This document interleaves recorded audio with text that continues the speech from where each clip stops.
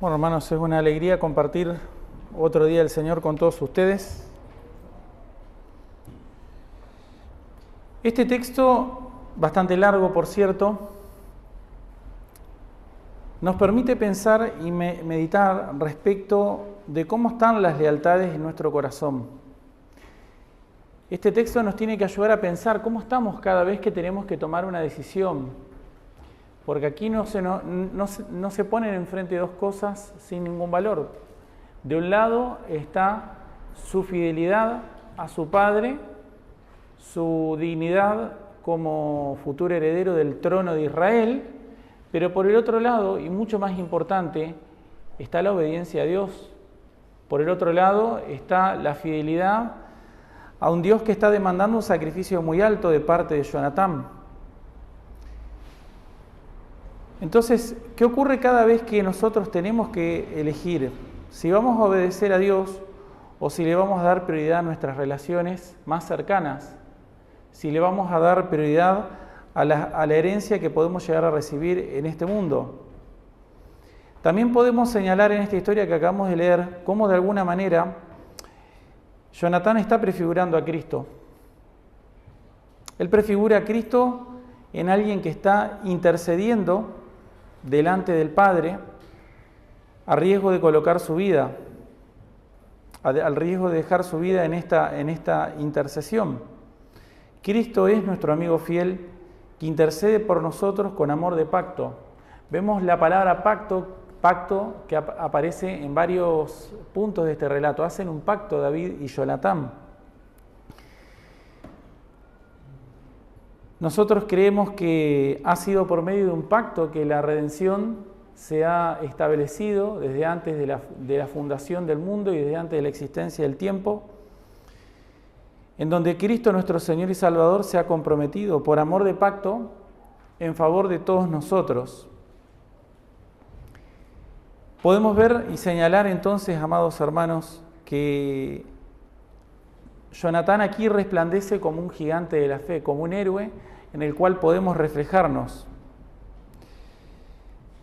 Él prefigura a Cristo.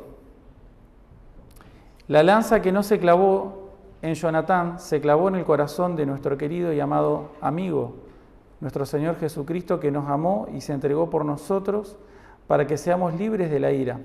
A diferencia de David, si bien el versículo 1 de nuestro texto del día de hoy, David pregunta: ¿qué he hecho yo? ¿Cuál es mi maldad? ¿O cuál mi pecado contra tu Padre para que busque mi vida? Si esta pregunta la hicieran ustedes y si ese Padre se refiriera a Dios, ustedes no podrían dar la misma respuesta que dio David. La respuesta de David es: no cometí ningún delito. Pero ninguno de nosotros puede decir eso respecto de Dios. Él puede requerir nuestra vida a causa de nuestra maldad con la que hemos pecado contra Él. Entonces David y Jonatán resaltan aquí como ejemplos de amigos devotos. Jonatán tuvo una situación muy difícil aquí, porque él tenía que elegir entre ser leal a su padre o ser leal a su amado amigo y en definitiva ser leal a Dios. Es una decisión muy difícil. No es fácil enfrentar a la familia, a los amigos, a los afectos por causa de Cristo. ¿Cuántos pierden la batalla en este punto? ¿Cuántas personas pierden esta batalla? Yo lo he visto muchísimas veces. Recuerdo muchas conversaciones en las cuales personas me han dicho: yo no estoy dispuesto a ser odiado por mi familia. Yo no quiero tener problemas con mi padre, con mi madre, con mis hermanos, con mis hijos. Yo entiendo todo esto del Evangelio y la verdad que me gusta, es algo muy lindo. Yo los veo que ustedes tienen gozo sincero, que de verdad hay un amor verdadero entre ustedes, pero yo no puedo soportar ser odiado. Entiendo perfectamente lo que el Evangelio es, me doy cuenta de que ustedes lo están viviendo en serio, yo no pensaba que esto era así, pero la verdad que me doy cuenta que no estoy dispuesto a pagar el precio. Yo no estoy dispuesto a ser odiado, dejado de lado por mis amigos, porque inmediatamente que empecé a hablar de Cristo, me empezaron a dejar de invitar, mi familia me empezó a rechazar, empecé a tener problemas. Y la verdad, Joaquín, esto recuerdo una conversación, yo no estoy dispuesto a sufrir, a pasar por esta situación. Quiero ser cristiano, pero y entiendo la gravedad de lo que estoy haciendo, pero yo no quiero que mi familia me odie, no estoy dispuesto a que mis amigos me dejen de lado. No puedo soportar ser rechazado.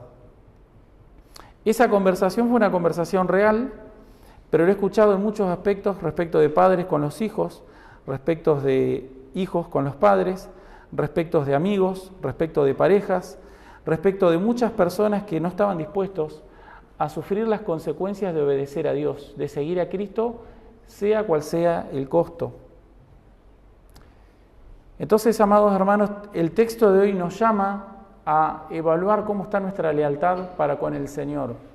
Si nuestras relaciones prevalecen contra nuestro amor por Cristo, si estamos más dispuestos a debilitar nuestra relación con Dios a causa de las relaciones que tenemos en este mundo, o si estamos dispuestos a romper cualquier relación en este mundo, dentro de los límites bíblicos, por supuesto, por causa de Cristo. Porque si uno mira un ejemplo, si miramos desde el principio de la redención hasta el final de la redención que tenemos relatada aquí, veremos, amados hermanos, que Dios especialmente demanda sacrificios muy fuertes en este sentido. Cuando uno viene a Cristo, lo primero que tiene que dar es su propia vida. Y dentro de nuestra vida, ¿qué es lo que más nos importa? Nuestras relaciones. Eso debiera ser así. Bueno, te digo una cosa, eso es lo primero que Dios demanda. Eso es lo que Dios quiere para luego continuar hablando. Sin eso no se puede continuar hablando. Sin eso no se puede ser discípulo de Cristo. Veamos el texto. En el versículo 1 vemos que David busca refugio ante esta situación tremenda que está viviendo. Y quiero que se queden con esta idea, amados hermanos. Dios te demanda que lo pongas primero a Él por encima de cualquier relación, por encima de cualquier amistad, por encima de cualquier vínculo. Jesús dijo, mi Padre, mi madre, mis hermanos son aquellos que hacen la voluntad de Dios. Y las Escrituras, el apóstol Pablo nos llama a preferir ¿a qué cosa? A la familia de la fe.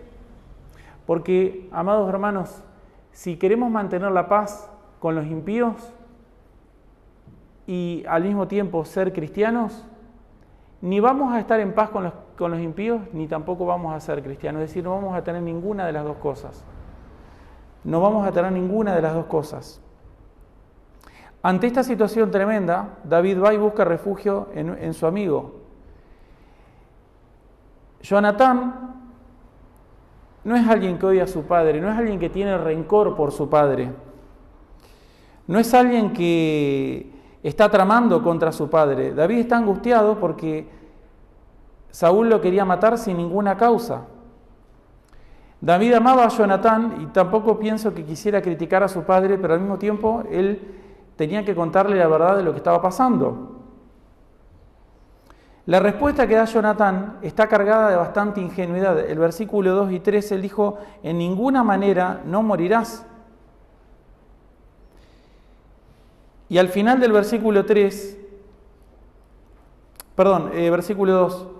no morirás, he aquí que mi Padre ninguna cosa hará grande ni pequeña, que no me la descubra. ¿Por qué pues me ha de encubrir mi Padre este asunto? No será así. Entonces, él no piensa mal de su padre, por un lado, y por otro lado, tampoco cree que su relación con su padre esté tan mal como para que él no pueda ser un buen intercesor. ¿Se entiende? Por un lado, él no cree que su padre esté tan dispuesto a matarlo como David piensa.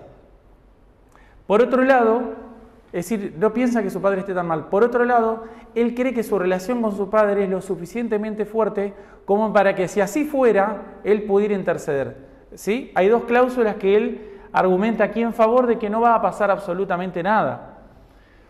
Y esta ingenuidad de Jonatán respecto de su padre, hace su obediencia muchísimo más grande. Porque si él tuviera desconfianza de su padre, o si él sintiera aborrecimiento para su padre, cambiar de lealtad sería muy fácil, ¿no les parece? Es decir, si él tuviera algún rencor para con su padre, entonces cambiar de lealtad de su padre a David sería una decisión mucho más razonable y mucho más fácil. Pero no es lo que vemos acá. A pesar de que él cree que su padre no es tan malo y que su relación con su padre es suficientemente buena como para interceder, a causa de lo que David le está diciendo, él responde en el 4, versículo 4, y Jonatán dijo a David, lo que deseare tu alma, haré por ti. ¿Se entiende? Decir, ¿por qué está haciendo esto? Claramente, porque en su cabeza, ¿qué es lo que está? En su cabeza está su Dios, su Señor, su Salvador, y sabe y puede leer por todo lo que está ocurriendo que esta persona que tiene delante suyo es el nuevo y futuro rey de Israel, lugar que le debería corresponder a él. Pero ¿qué pasa? Como la voluntad de Dios es algo tan precioso para Jonatán, él no tiene ninguna aspiración por encima de lo que la voluntad de Dios dicta. Amados hermanos, miren qué ejemplo que nos está dando Jonatán. ¿Cuántos de ustedes tienen aspiraciones muy por encima de lo que la voluntad de Dios dicta? Si vos fueras heredero un trono, al heredero legítimo, desde un punto de vista humano, a un reino, ¿no estarías dispuesto a luchar por eso? Muchos de ustedes seguramente que sí. Ese no es el caso de Jonatán, porque sabe que la voluntad de Dios va para otro lado. Y nuevamente nos da un ejemplo, porque por cuán bajo precio muchos cristianos se venden.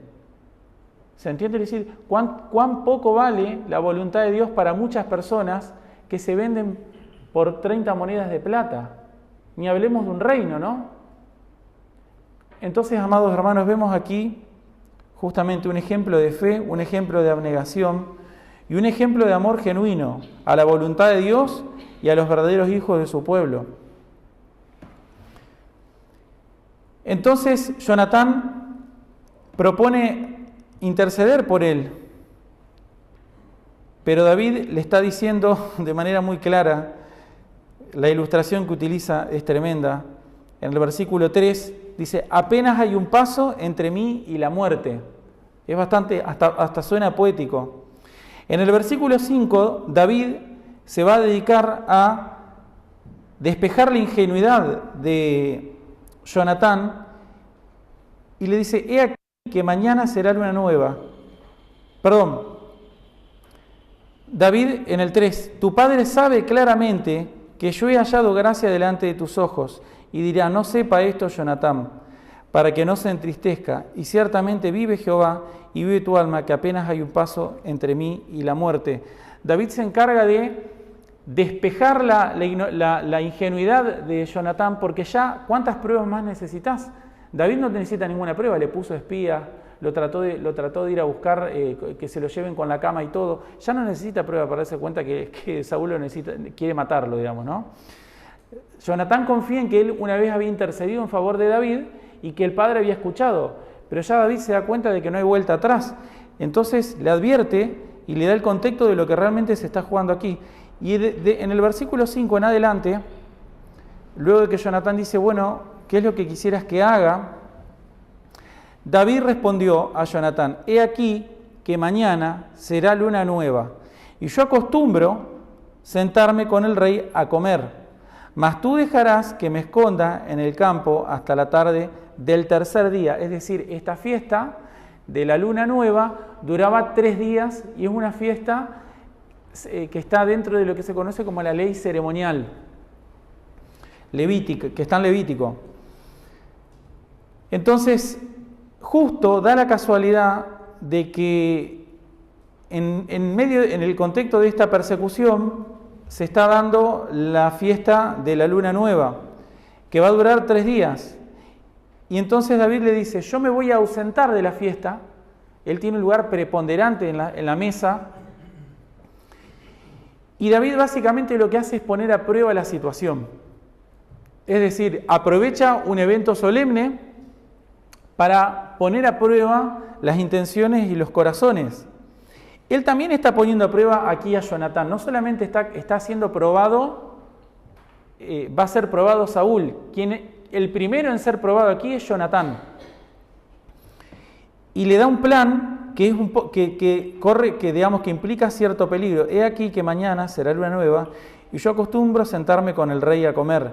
Mas tú dejarás que me esconda en el campo hasta la tarde del tercer día. Si tu padre hiciere mención de mí, dirás, me rogó mucho que lo dejase ir corriendo a Belén, su ciudad, porque todos los de su familia celebran allá el sacrificio anual. Si él dijere bien, bien está, entonces tendrá paz tu siervo. Mas si se enojare, sabe que la maldad está determinada de parte de él. Harás pues misericordia con tu siervo, ya que has hecho entrar a tu siervo en pacto de Jehová contigo, y si hay maldad en mí, mátame tú, pues no hay necesidad de llevarme hasta tu padre. Es decir, esta prueba, lo que está haciendo David, es básicamente poner su propia vida como garantía de la solemnidad y de la veracidad del pacto que se está haciendo. En muchos de estos elementos, amados hermanos, podemos ver ciertos destellos del Evangelio. La solemnidad de un pacto se ve por el precio que hay en la sanción cuando el pacto no es cumplido. Es decir, ¿qué es lo que está en garantía como el pacto? Es lo que nos indica la solemnidad, la veracidad, el valor que tiene ese pacto. Entonces David está poniendo su propia vida como garantía del pacto que está haciendo con Jonatán. Es un pacto en el cual Jonatán se compromete a salvarle a David su vida a cambio de que cuando Jehová coloque a David en el trono, no va a ser David lo que suelen hacer los reyes orientales, que era barrer con toda la familia y con cualquier heredero legítimo que en algún momento pudiera reclamar el trono. La historia nos va a mostrar que después le va a traer muchos problemas a David, pero eso es otra historia que lo veremos más adelante.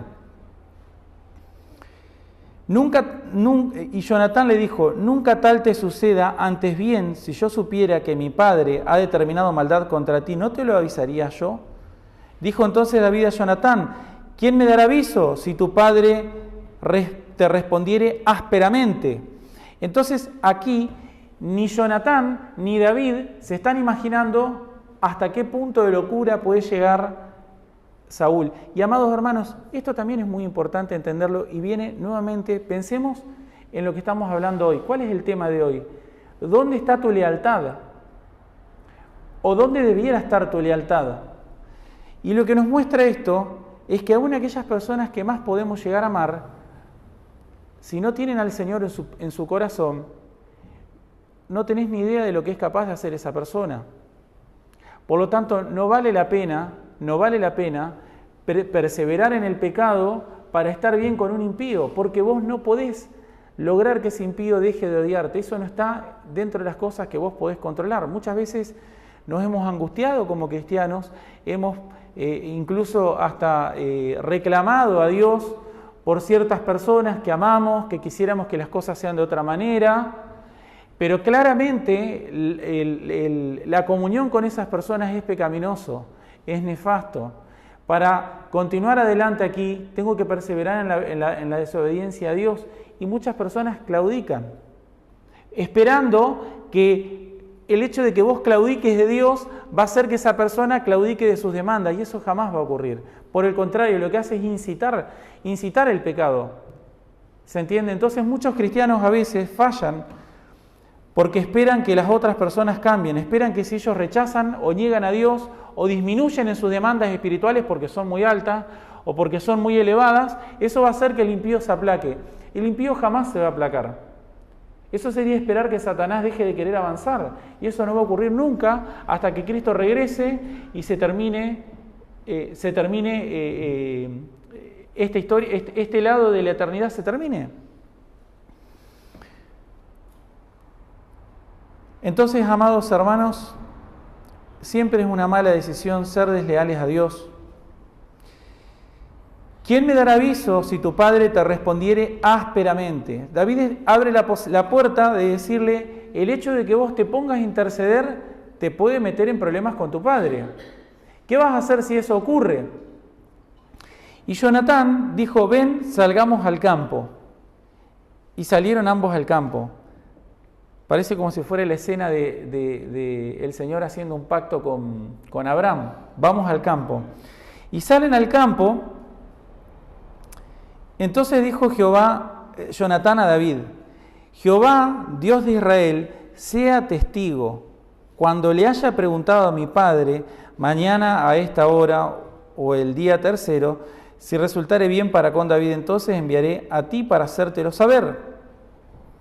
Pero si mi padre intentare hacerte mal, Jehová haga así a Jonatán y aún le añada, si no te lo hiciere saber, y te enviaré para que te vayas en paz. Y esté Jehová contigo como estuvo con mi padre. Esta es una conversación muy solemne entre dos santos, entre dos amigos que se aman, pero son dos fieles creyentes.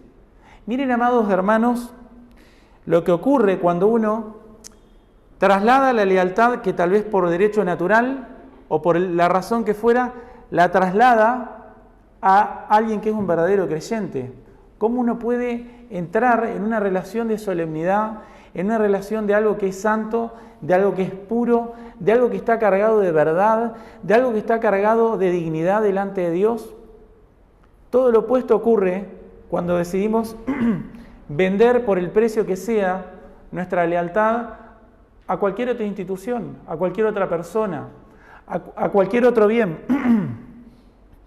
de este mundo que no es el Señor. Así hizo pacto, dice, versículo 15, y no apartarás tu misericordia de mi casa para siempre, cuando Jehová haya cortado uno por uno los enemigos de David de la tierra. No dejes que el nombre de Jonatán sea quitado de la casa de David. Ahí está la otra parte del pacto, es decir, te pido que no barras con mi casa y con mi familia y conmigo. Y así Jonatán pactó con la casa de David diciendo, requiéralo Jehová de la mano de los enemigos de Dios. Esta es la fuerza de la fe, amados hermanos, que puede creer que aunque este hombre ahora es un fugitivo, alguien que está siendo desplazado, perseguido, alguien que ni siquiera puede acercarse al rey, que necesita de intermediarios, este hombre en algún momento estará en el trono, de tal manera que Dios va a ir barriendo uno a todos sus enemigos. Nuevamente vemos justamente en esto, amados hermanos, el darle la lealtad al Señor, el poner nuestro corazón primero al Señor antes cualquier otra cosa, lo único que hace es alimentar la fe. ¿Se entiende lo que digo? No es resistirla, no es apagarla, no es hacerla menguar, es alimentar la fe. Y cada paso, cada palabra que va diciendo Jonatán expresa una mayor medida de fe de parte de él y un mayor compromiso con la causa. Y esto es lo que ocurre, amados hermanos, siempre que deseamos de todo corazón darle nuestra lealtad al Señor por encima de cualquier otra cosa.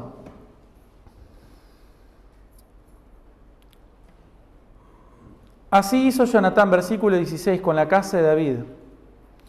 Y Jonatán hizo jurar a David otra vez porque le amaba, pues le amaba como a sí mismo. Y esta es otra cosa también muy interesante.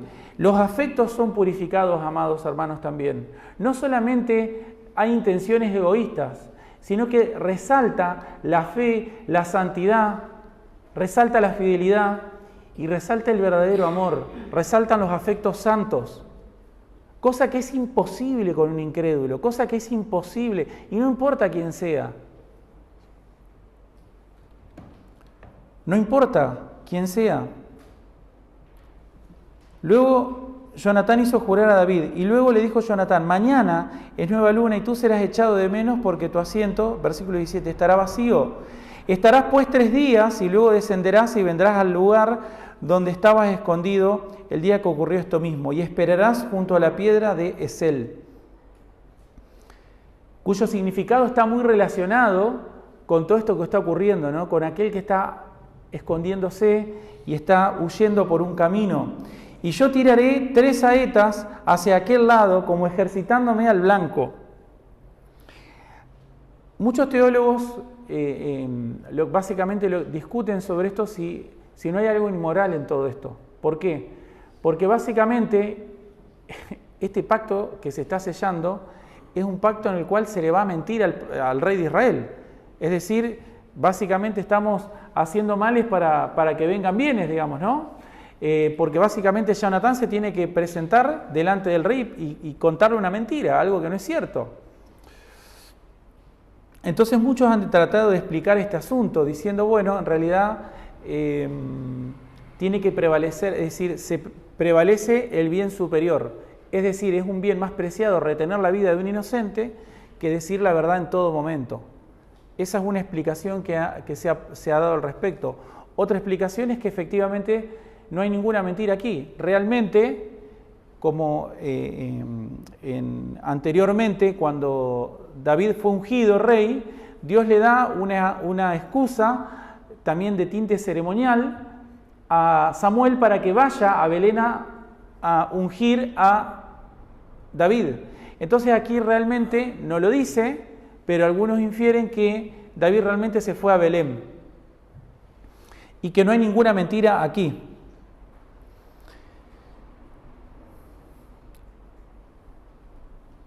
Dice, mas si yo dijere, entonces aquí hay toda una escena en la cual, básicamente lo voy a explicar, Jonatán le dice, voy a simular, si yo detecto que todo está mal entre mi padre y vos, y que te va a venir a buscar, entonces lo que vamos a hacer es lo siguiente, vos escondete en la piedra de Esel, voy a simular que voy a salir a practicar tiro de arco, voy a salir con un paje de armas, con un ayudante, con un joven, y voy a tirar 3 saetas. Y en base a lo que yo diga, vos vas a tener que interpretar si está todo bien o si está todo mal. Ahora, ¿por qué toda esta escena, digamos? ¿Por qué no va directamente y le dice, sí, sabes que te quieren cortar la cabeza, te quieren cortar en pedazos, andate porque te queda pocos minutos? Porque tienen que hacer toda esta escena porque desde el capítulo 19 a David lo están persiguiendo. Es decir, Saúl ha puesto personas para que los espíen. Entonces, si hay movimientos raros, Jonatán está haciendo movimientos raros, puede quedar en evidencia todo el plan. Por eso es necesario toda esta pantalla que se está montando. Le dice, mas si yo dijere, versículo 22 al muchacho, leo solamente la de salida, he allí las saetas más allá de ti, vete porque Jehová te ha enviado. Es un mensaje encriptado, ¿no? Vete, empieza a gritar, claramente significa que se tiene que ir. No está tan encriptado el mensaje, pero aparentemente esto podría haber sido una buena pantalla. Y David se escondió en el campo, versículo 24, y cuando llegó la nueva luna, se sentó él, el rey, a comer pan, y el rey se sentó en su silla, como solía, en el asiento junto a la pared. Miren qué específico. Y Jonatán se levantó y se sentó Abner al lado de Saúl. Claro, cuando entraba el rey, los que estaban sentados se paraban y se ubicaban cada uno en su lugar según la dignidad que tenían. David tendría que haber estado en alguna de las dos puntas, digamos, ¿no?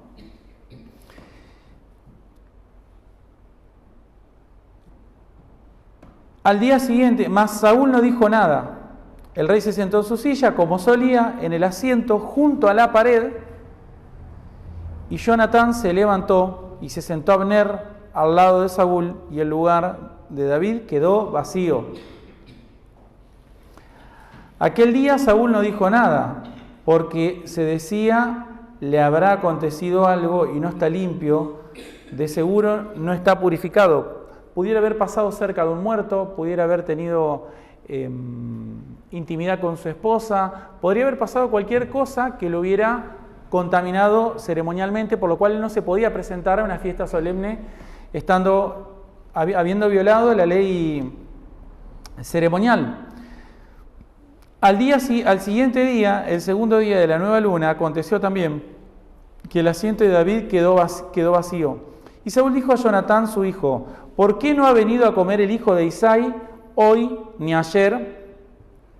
Ni siquiera dice el nombre, esto empieza a mostrarse enojado, ni siquiera dice el nombre y lo empieza a ningunear, es decir, el hijo de Isaí.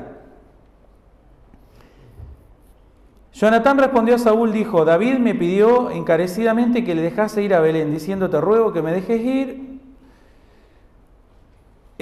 porque nuestra familia celebra sacrificio en la ciudad y mi hermano me lo ha demandado, por lo tanto, si ha hallado gracia a tus ojos, permíteme ir ahora pues a visitar a mis hermanos, por esto pues no ha venido a la mesa del rey. Es una excusa no muy buena. De todas maneras, entonces se encendió la ira de Saúl contra Jonatán y le dijo, y esto es un insulto fuertísimo, fuertísimo el insulto que le dice, hijo de la perversa y rebelde, ¿acaso no sé yo que tú has elegido, no sé yo que tú has elegido al hijo de Isaí para confusión tuya y para confusión de la vergüenza de tu madre? Una cosa bastante fuerte, básicamente está tratando a la madre de prostituta, y como la madre es una prostituta, él, Jonatán, no es el hijo legítimo de él, por lo tanto entonces él no tiene deseos realmente ni la dignidad suficiente como para verdaderamente ser digno del trono que le correspondería si fuera su hijo. No sé si se explicó la idea. Es un insulto muy fuerte el que le acaba de decir, muy fuerte, ataca la dignidad de la madre de él y lo ataca básicamente a él de forma muy fuerte. Porque todo el tiempo el hijo de Isaí, y ahí le dice, porque todo el tiempo, versículo 31, que el hijo de Isaí viviere sobre la tierra, ni tú estarás firme, ni tu reino. Envía pues ahora y tráemelo, porque ha de morir.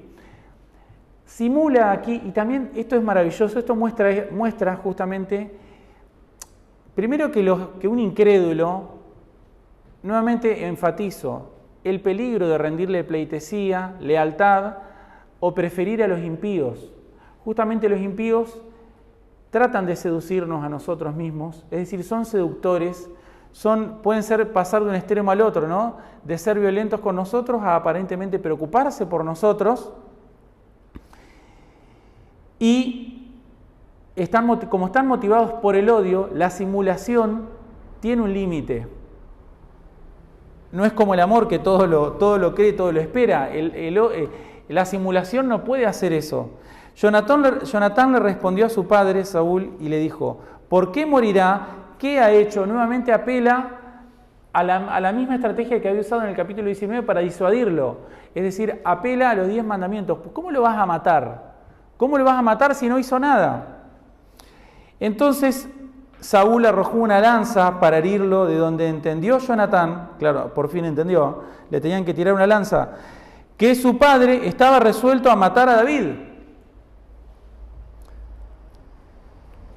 Y se levantó Jonatán de la mesa con exaltada ira y se comió el pan, y no comió pan el segundo día de la nueva luna, porque tenía dolor a causa de David, porque su padre le había afrentado. Y esto también es algo maravilloso porque vemos, amados hermanos, el costo que tiene. Es decir, no va a ser gratis.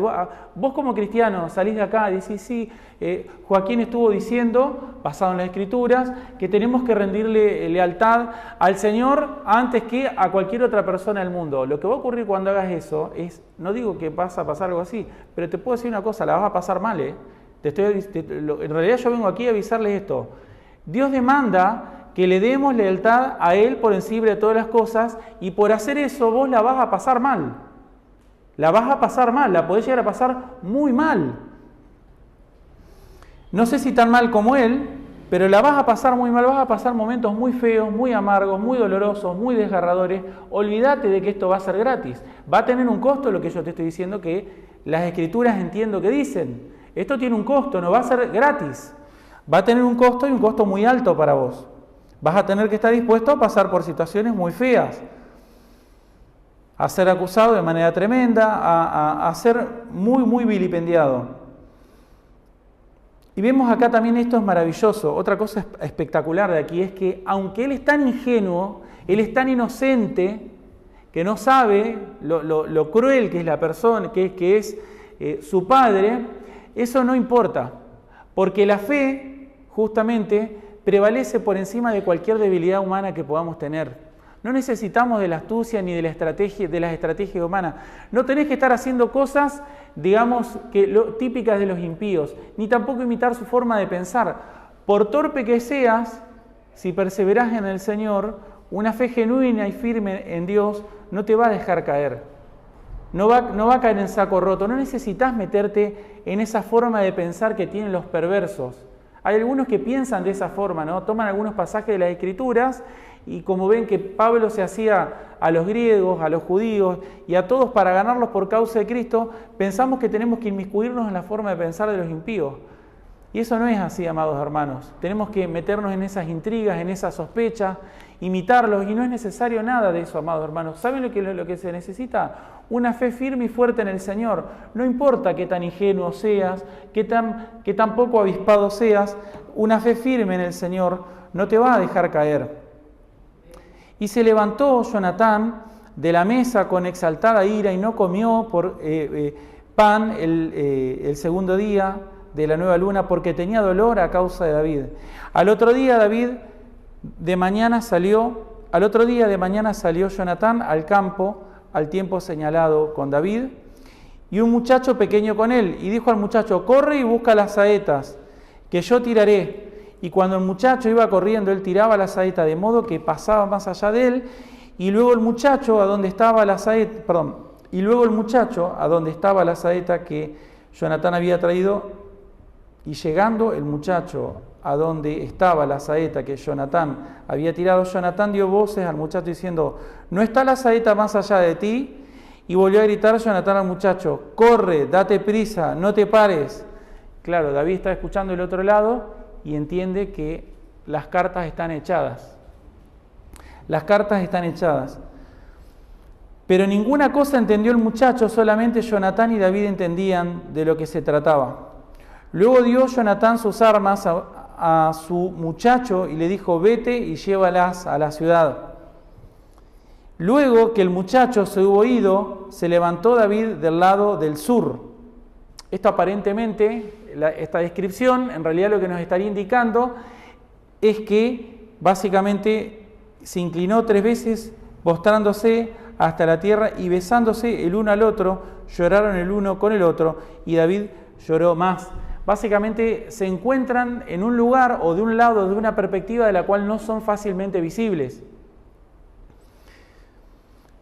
Y David lloró más. ¿Y por qué está llorando David? Porque sabe que acaba de empezar su exilio. Él no sabe cuánto tiempo va a tardar hasta que vuelva, no sabe si va a pasar muchos años. Él sabe que desde este momento es alguien que no puede volver nunca más a su pueblo, que acaba de perder la comunión con su nación y que tiene que huir por su vida. Tiene que hacerlo, por un lado, porque está la promesa de Dios sobre él y él es responsable de hacer que Dios es soberano, pero él es responsable. Él tiene que velar por su vida porque hay una promesa fundamental sobre él. Entonces él llora amargamente y Jonatán dijo a David: vete en paz, porque ambos hemos jurado por el nombre de Jehová, diciendo: Jehová esté entre tú y yo, entre tu descendencia y mi descendencia, para siempre. Y él se levantó y se fue, y Jonatán entró en la ciudad. Ahora, esto es maravilloso, porque en este momento de angustia tan fuerte, ¿uno de quién puede recibir consuelo? Un consuelo espiritual basado en promesas. ¿La vas a recibir de un impío? Es decir, al cual estás siguiendo, habiendo claudicado de convicciones espirituales. ¿Un impío te va a venir a traer promesas de Dios? No podés esperar eso de un impío. Pero sí vemos que ¿quién te va a alentar en medio de la angustia? Cuando pases por esos sufrimientos, va a ser un buen hermano en Cristo, que te recuerde las promesas del pacto que hay, que te recuerde el amor y la fidelidad de Dios, porque cuando Él dice: hemos jurado por el nombre de Jehová. Esto es algo maravilloso, pensar en esto. Alguien que se comprometió delante de Dios a seguirlo, no debe estar temeroso, no debe estar angustiado. Como dice el Señor, como dice la palabra, por nada estéis afanosos. Entonces, aquellas personas que están angustiadas, que están pasando por momentos de tribulación, por haber seguido al Señor, necesitan recordar esto: vos hiciste esto por causa de Cristo, entonces bienaventurado. El mismo Señor dijo que los que hacen lo que vos has hecho son bienaventurados, son como Él, están dando un ejemplo a otros, como si fueras un pequeño Cristo del costo que tiene seguir al Señor. Ambos hemos jurado por el nombre de Jehová. Jehová esté entre tú y yo, entre tu descendencia y mi descendencia, para siempre. Hasta esta altura no se dice que David tuviera hijos. Sin embargo, lo que le está diciendo es que vas a tener una descendencia y yo también voy a tener una descendencia. Y el Señor va a estar está en medio nuestro porque hemos pactado delante de Él, un pacto solemne. Una vez escuché a un cristiano que justamente estábamos, una de estas personas que en su momento no quería pagar el costo de ser leal al Señor, y me acuerdo que yo le hablé del Día del Señor y me dijo, un pacto se hace y un pacto se rompe, me dijo. Un pacto se hace y un pacto se rompe. Esto es algo, claro, que es totalmente ajeno, por lo menos era ajeno a mi propia vida antes de conocer a Cristo, pero cambió radicalmente luego de que uno conoce a Cristo. Cuando vos conocés a Cristo, entendés el valor de la fidelidad, entendés el valor de que hay un Dios que está en el cielo y que cuando vos juraste por causa de Cristo, ya no podés echarte para atrás. Ya no podés soltar el arado y empezar a mirar para atrás. Entonces, amados hermanos, aquellos que prevalezcan y decidan trasladar cualquier lealtad de este mundo a Cristo, nunca se verán defraudados.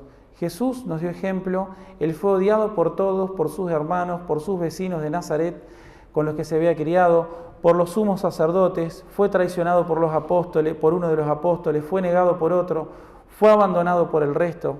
Entonces, amados hermanos, ¿qué excusa podemos tener nosotros para claudicar? ¿Qué excusa tenemos nosotros para poner a cualquier persona por encima de nuestro Dios? Quitemos entonces nuestra lealtad a los incrédulos y démosla a Cristo. Ninguna relación vale más que Él. Pensemos en el poder del ejemplo. Amados hermanos, tenemos aquí el ejemplo de alguien que obró y que actuó. El actuar así, Jonatán era un tipo de Cristo. Y deben pensar ustedes, ¿has pensado que podés imitar a Cristo en esto y podés ser un pequeño Cristo para otros? La octava persecución bajo Valeriano comenzó en el mes de abril de 257 después de Cristo y continuó durante 3 años y 6 meses. Termino con esta ilustración. Los mártires que cayeron en esta persecución fueron innumerables, y sus torturas y muertes igual de variadas y penosas. Los más eminentes entre los mártires son algunos que mencionaremos, aunque no se respetaron ni rango, ni sexo, ni edad. Por ejemplo, Rufina y Secunda eran 2 hermosas y cumplidas damas, hijas de Asterio, un caballero eminente de Roma. Rufina, la mayor, estaba prometida en matrimonio a Armentario, un joven noble. Secunda, la menor, Averino, persona de alcurnia y opulencia. Los pretendientes al comenzar la persecución eran ambos cristianos, pero cuando surgió el peligro, renunciaron a su fe para salvar sus fortunas. Se esforzaron entonces mucho en persuadir a las damas de que hicieran lo mismo, pero frustrados en sus propósitos, fueron tan abyectos, es decir, fueron tan malvados, como para informar en contra de ellas, que arrestadas como cristianas fueron hechas comparecer ante Junio Donato, tremendo, gobernador de Roma. En el año 257, ambas sellaron su martirio con su propia sangre. Entonces, amados hermanos, trasladarle lealtad a Cristo nos va a meter en problemas con todo tipo de personas, en todo tipo de situación. Pero tenemos el ejemplo de que aquellos que han decidido poner a Cristo jamás se verán avergonzados. Seremos avergonzados por el mundo, pero nunca por nuestro Dios. Nuestro Dios nos dignifica, nos exalta, nos fortalece, nos manda hermanos amados que nos recuerdan sus promesas en los momentos más tristes y más angustiosos. Tertuliano, para animar a todos estos mártires que estaban sufriendo persecución, los insta a los cristianos a tener paz. Algo parecido a lo que está haciendo Jonatán con David en este momento de angustia, los llama y los exhorta a tener paz. En una carta que él escribe, dice, les escribe a los mártires de Cartago, y dice, por tanto, en esta exhortación de paz, dice, por tanto, en primer lugar, oh bendecidos de Dios, no contristéis al Espíritu Santo, que entró en la cárcel con vosotros. Pues sin él nunca hubiesen podido aguantar. Esforzaos pues, para que no os abandone, y así desde ahí os conduzca al Señor. En verdad la cárcel es también casa del demonio, donde encierra a sus familiares y seguidores, pero vosotros habéis entrado en ella para pisotearlo precisamente en su propia casa, donde después de haberlo maltratado afuera, cuando él los perseguía. Es decir, los cristianos martirizados, al entrar en la cárcel, continuaban maltratando al demonio, porque continuaban predicando el Evangelio dentro de las cárceles. Atentos, no vaya ahora a decir en mi casa, Satanás, atentos, que no vaya a decir en mi casa están, los tentaré con rencillas y disgustos, provocando entre ellos desavenencias. Que huya de vuestra presencia y escóndase deshecho e inutilizado en el infierno como serpiente dominada y atontada por el humo, de modo que no le vaya también en su reino, que os pueda acometer, sino que os encuentre protegidos y armados de concordia, porque vuestra paz será su derrota. Esta paz debéis custodiarla, acrecentarla y defenderla entre vosotros, para que podáis dársela a los que no la tienen con la Iglesia y suelen ir a suplicársela a los mártires encarcelados. Entonces, amados hermanos, es justamente en momentos de angustia, es en momentos de tumulto, de tormento espiritual, que viene justamente por brindarle toda nuestra lealtad a Dios, cuando necesitamos recordar que tenemos un Dios de paz que nos ha dado la paz, en el cual podemos confiar y que aquellos que han esperado en Él nunca jamás se han visto avergonzados. Sí, tal vez por el mundo, pero nuestro Dios no nos dejará. Nuestro Dios, como dijo Jonatán a David, hemos jurado por el nombre de Jehová diciendo, Jehová esté entre tú y yo, entre tu descendencia y mi descendencia, para siempre. Entonces, amados, quiero que en el texto de hoy instarlos y fortalecerlos en la fe para que puedan continuar con todo tipo de lucha que puedan estar atravesando en cualquier contexto, en su familia, en su trabajo o en cualquier lugar, que puedan perseverar y saber que toda angustia que uno sufra por causa de Cristo, ciertamente debiera ser una medalla en nuestro pecho. Terminamos con una oración. Padre nuestro que estás en los cielos, oh Dios, te damos gracias. Te damos gracias por tu infinita misericordia, por tu paciencia, porque sabemos, Señor, que somos débiles, pero aún el Espíritu está dispuesto. El Espíritu está dispuesto, Señor, nuestro Espíritu está dispuesto, y el más débil debe seguir al más fuerte. Por lo tanto, Padre, que nuestro Espíritu pueda guiar toda debilidad de nuestra carne. Ayúdanos, oh Dios. Te damos toda la gloria, toda la honra solo a ti, sabiendo que nunca nos desampararás, que nunca nos dejarás. En el nombre de Jesús. Amén.